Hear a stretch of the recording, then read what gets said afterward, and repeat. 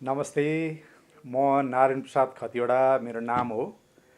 म चाहिँ सामाजिक विषयको शिक्षक हुँ।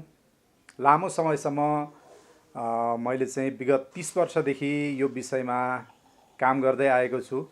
सामाजिक विषय सुरुवाती गर्दाखेरिदेखि नै यसको जुन पाठ्यक्रम बन्दादेखि नै मैले यस समूहमा मिसिएर काम गर्ने अवसर पाएँ।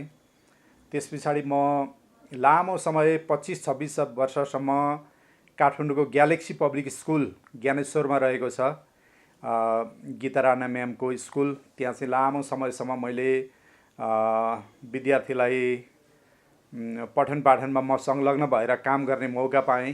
त्यस पछाडि म स्वयम्भूको एक्सेलसियर स्कुलमा पनि म पढाउँथेँ।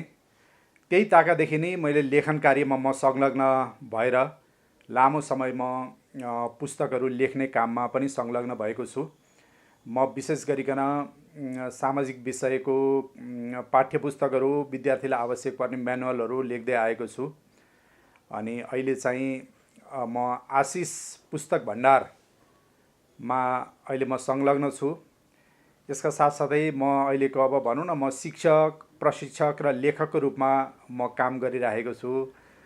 अनि विद्यार्थीहरूसँग अहिले जोडिनका लागि चाहिँ अब पाठ्यपुस्तकहरू पनि हाम्रा छन्। अहिले हामी चाहिँ यो यही युट्युब च्यानल मार्फत, हाम्रो रिल्सहरू मार्फत, जो सामाजिक सञ्जालको अहिले जमाना भएको कारणले गर्दाखेरि सामाजिक सञ्जालमा हामीले विद्यार्थीलाई, शिक्षक साथीहरूलाई र अभिभावकज्यूहरूलाई पनि यो सामाजिक विषय चाहिँ कसरी एकदम सरल तरिकाले अगाडि बढाउन सकिन्छ, कसरी राम्रो विद्यार्थीको नतिजा ल्याउन सकिन्छ, सामाजिक विषय हाम्रो लागि किन महत्त्वपूर्ण छ, यसको विषयमा म चाहिँ विभिन्न प्रकारको भिडियोहरू पस्किने छु।